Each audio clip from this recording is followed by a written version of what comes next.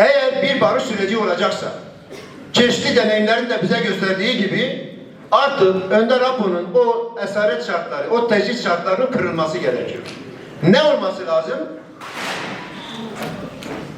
Ne olması lazım? Önder Apo'nun istediği kişiyle, istediği kadar, istediği zeminde konuşabilmesinin olanakları yaratılması lazım.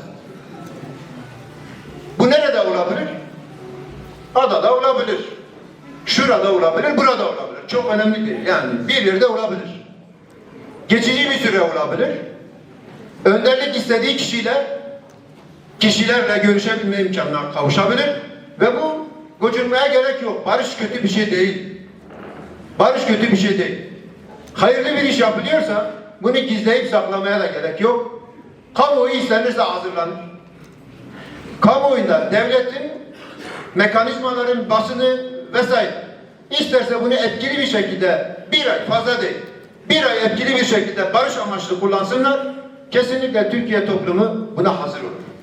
Yani bu süreci ısrarla sabote etmek isteyen bazı çevreler çok dar bir çevredir. Yani tecrit içinde kalırlar. Sesleri çıkamaz hale gelir.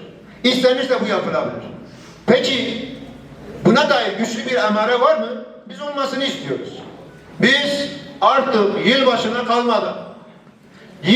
kalmadan bu haberi duymak istiyoruz. Önder Apo'nun daha özgür koşullarda, daha eşit bir şekilde dışarıyla temas imkan ve olanaklarına kavuşması gerektiğini düşünüyoruz. Bu daha fazla ertelenmemelidir. Ve bu geçici bir süre olmalıdır yani. Bu kötü bir şey değildir. Türk halkı kadar, Arap halkı kadar, diğer halklar kadar onurlu ve şereflidir. O nedenle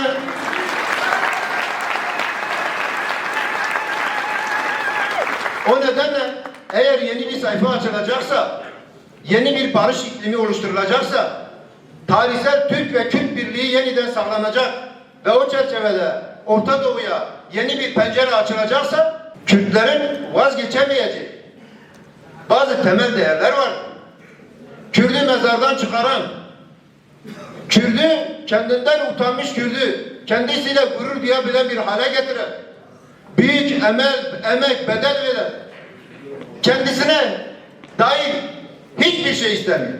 En zor koşullarda yine Kürt halkı için, insanlık için yaşayan Önder Apo'yu Kürt halkı orada bırakır mı? Sen orada kal, biz özgür oluruz diyer mi? Bunu kabullenir mi?